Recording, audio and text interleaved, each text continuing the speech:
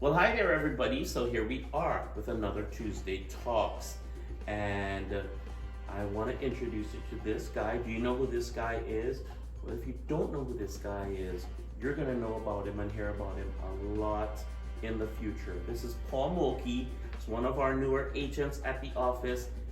Great personality, person that you were born to be a realtor. Welcome, Paul. We're happy to have you here on Tuesday Talks. Thank you. And we know how this goes. Tuesday Talks. We got some questions for you, Paul. And but we want to start with the person we interviewed last time. We want to give you his question. Okay. And the question came. The question is, if you could pick a career in anything else except real estate, what would you have chosen? For that question, I would have picked probably be a home builder, custom home builder. Okay. The reason why I say that is because my father, from a young age, grew up building houses, building barns, and he's actually built 15,000 square feet and bigger homes in 13 different states. And being a young kid, that's something I always wanted to do. But as me getting older and stuff, I realized that was very hard work and it took a lot of time and stress. I wasn't able to see him as much as I wanted to when I was younger, but the good thing was I got to go visit. I got to see the houses, be around it, so that actually kind of turned my mind into me wanting to be an agent and stuff like that as well. Oh, nice. You know, funny. I thought you would have said something around the lines of wrestling. In case you don't know, Paul was a wrestler in high school. He coaches wrestling at Akron U. So that's something you wouldn't have known. I thought you would have said something like going to the Olympics or something like that. But that's cool. That's cool. Going after something that your dad did. That's really cool.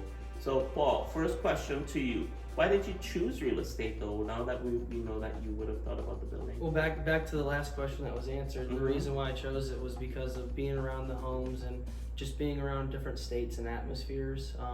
It kind of put an idea in my head as a young kid that, I want to grow up and I want to be able to sell these homes, these magnificent, like to a point though, I want to get to there. I know I'm starting off and slowly building more and more, but my eventual point is to be able to sell homes like that, of that quality and size, and it's just something that's always been an eye attraction to me. Oh yeah? Yeah. Well, good for you. And I know you're going to do great with real estate. So we're glad that you're in real estate, I should say.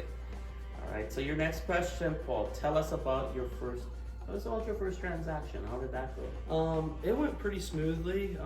From being able, I actually had met the person quite a years back. I've known him for a while, and through going to school and all that, we actually met back up during school, college. And he found out I got my real estate license, and some time went on. And he was looking to buy. He was financially stable to get into a property. He wanted an investment property, so first property that we got for him was a duplex, which is very exciting. He's living in one unit, and he has a tenant upstairs. But yeah, it went very smoothly though, through the whole process with title, the loan officer. We had no issues. Actually, speaking with the loan officer, they had stated that it was one of the smoothest transactions of 2021, 2022, so which made me very happy. That's good. Do you think what do you think would have helped that? The communication between Yep, the communication between me and him, just being on top of it, every day, meeting with him, speaking with him, just getting properties that he can view and stuff in front of him. Then any questions he had, I was more than happy to answer. And we ended up getting down to the wire, and it was a property he chose that I personally felt was meant to be for him and his family. Yeah. And it went very smoothly, the whole process from start to finish. Well, perfect. That's how it should be. Yeah. But let me warn you, it's not always going to be that way. But that's why you're a professional, and that's why you have to adapt to the different things that come up and work it. And it's all about the clients, right? It's all about the clients. There we go. So next question, Paul. Walk us through some ideas you may have for 2022, in regards to building your business. Now, it's projected, we're hearing about it all the time, interest rates are gonna go up, and there's not much inventory on the market, and there's a ton of buyers. What do you think you're gonna do in terms of building your business, marketing your business? How do you see yourself doing that for 2022? So to answer that question, my big thing is I've been focusing on social media a lot, trying to get my name out there more and more. Mhm. If you guys do follow my page, I'm trying to post at least a couple times a week. That's good. I'm gonna start getting into actually doing videos. I want to start talking about just like how the market's going, answering questions that other people have. You know, they're just curious about the market. And also a big thing is, I think, is just getting yourself out there in front of people. You know, it doesn't hurt if you get in front of somebody and they say no, then they say no. You move on to the next person. You know, Right. and that's a big thing. What I've learned is not everyone's it's gonna be a perfect fit. And you just gotta keep grinding. You gotta put your head down and just keep going. So Yeah. I think that's a big thing that could be a good outcome is the social media. Well, good, and one key to that is just be consistent with it. I Yeah. love the fact that you're talking about videos. Just be consistent with it, all right? And it shows your personality when you do the videos, and that's great. I did look at some of your videos before, and you're doing a great job with Thank it. you, I appreciate it. All right. So, Paul, that's our 3 questions.